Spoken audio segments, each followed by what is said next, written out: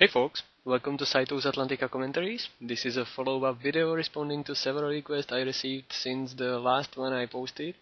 Hopefully today I will manage to iron up all those small mistakes you mentioned I make and get closer to actual quality you all deserve. Well, this match was taken from the first Titan Championship at 13th May, and unfortunately I have no idea which round this was taken from, because there was no indication or any additional data. So without further ado, introducing both combatants. In the left corner stands Zumm from the temp server, currently ranked 7th in the overall ranking. In the right corner we have Dacey, also from tabs, currently ranked number 10. At the first glance it's quite obvious that Zumm is playing Cannoneer of Blade strategy, which primarily objective is usually main spike with weapon rend chaos edge combo followed up by bomb attack combo, which inflicts massive amounts of damage to targeted range character, be it main or mercenary. On the other hand we have Dacey, who seems to be playing very unique 5 range Warang into Beatso. Well, don't quote me on that, I just expect that to be the case. And I really expect to be a really aggressive shoot or be shot build. However, I still expect Zumm to take this easily, just to make a nice magic combo, target the main, and being the squish BowM is, boom, take this easy peasy. Okay, scratch that. It doesn't seem that Dacey will have any of that and just target it to cannoneer and kill it in one turn, so there won't be any bomb attack, I'm afraid.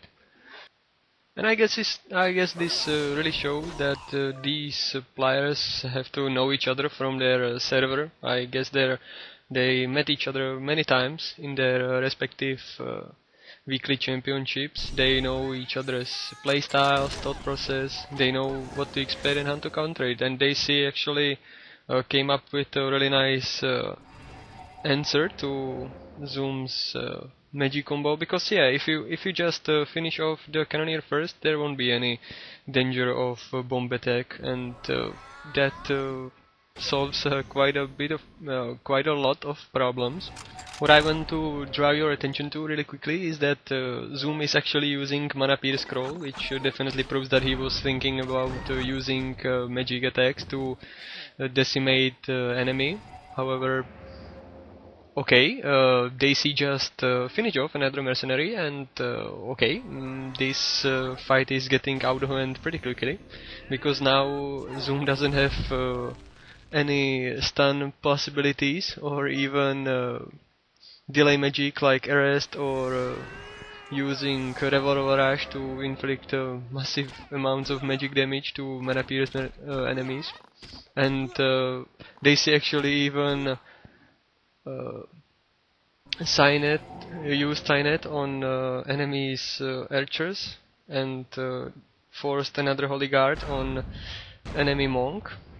And Zumm even failed to finish off enemy cannoneer, so I just expect him to be hit in third row, and this will get pretty nasty in the meanwhile, because now that Zumm doesn't have any almost any ranged left, there won't be any danger of spiking mercenaries. Okay, Dacey just put his cannoneer in the back, so there again won't be any hole for targeting the third where the main is hiding.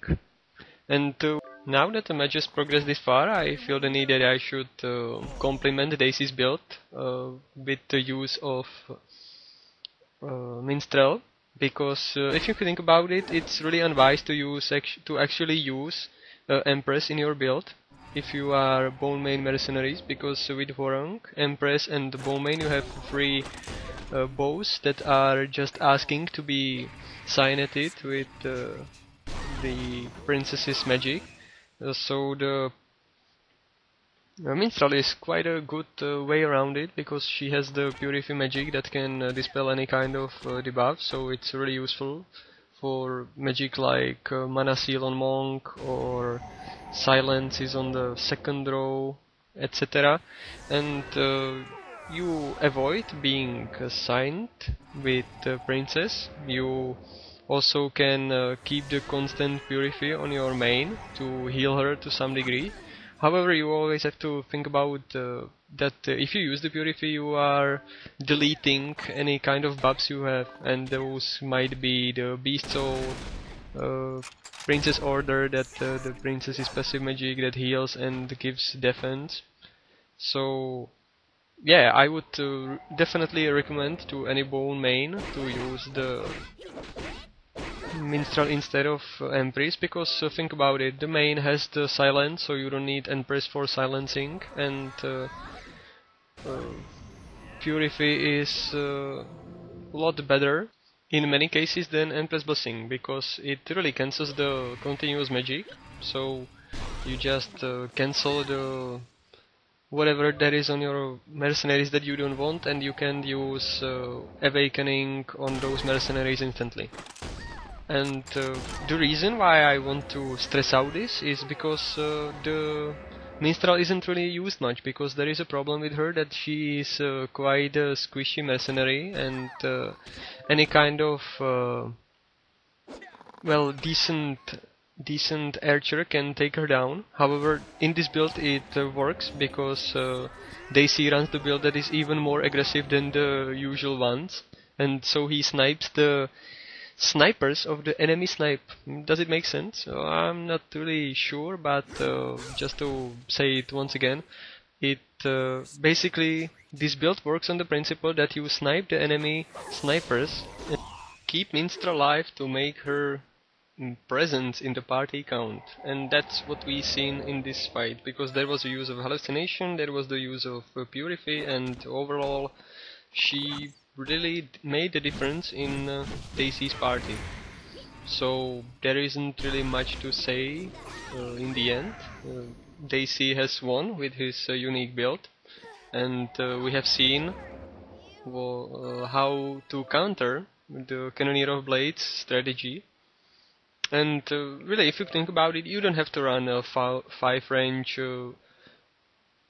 Huarang into Beast Soul if you want to counter Cannoneer of Blades. You just target the Cannoneer with whatever you have and take him primarily, because he is really the one who will make the most significant damage contribution to the enemy firepower. But that's all she wrote.